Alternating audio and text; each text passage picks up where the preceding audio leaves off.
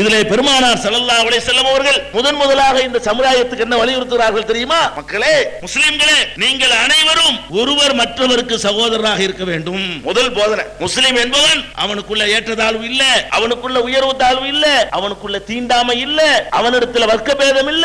அவன் எந்த மொழி பேசுபவனாக இருந்தாலும், எந்த மாநிலத்துக்காரனாக இருந்தாலும், அவன் முஸ்லிமாக இருந்தால் எல்லா முஸ்லிமும் சகோதரன். அல் முஸ்லிமு அகுல் முஸ்லிம் குல்லுல் முஸ்லிமூன இஹ்வா. முஸ்லிம்கள் அத்தனை பேருமே சகோதரர்கள் தான். இதை நீங்கள் கவனத்தில் வைத்துக் கொள்ளுங்கள். நான் இறுதியாக உங்களுக்கு சொல்கிறேன், நீங்கள் சகோதரர்களாகவே இருக்க வேண்டும். இது அவர்கள் சொன்னது. அதை தொடர்ந்து சொல்கிறார்கள், உங்களிலே சில பேர் சிலரை வெட்டி கொன்று உங்களுக்குள்ளேயே ஆயுதம் தாங்கி சிலரை வெட்டி கொண்டு காபிர்களாகி விடாதீர்கள். உங்களுக்குள்ள வெட்டு குத்து நடந்தால் அதன் மூலம் நீங்கள் காபிர்களாக, இறை மறுப்பாளர்களாக ஆகிவிடுவீர்கள். அந்த தப்பை செய்து விடாதீர்கள், ஒத்துமையாகவே இருங்கள் என்று பெருமானார் ஸல்லல்லாஹு அலைஹி வஸல்லம் அவர்கள் தன்னுடைய இறுதி பேருரையிலே குறிப்பிட்ட முக்கியமான ஒரு அறிவுரை.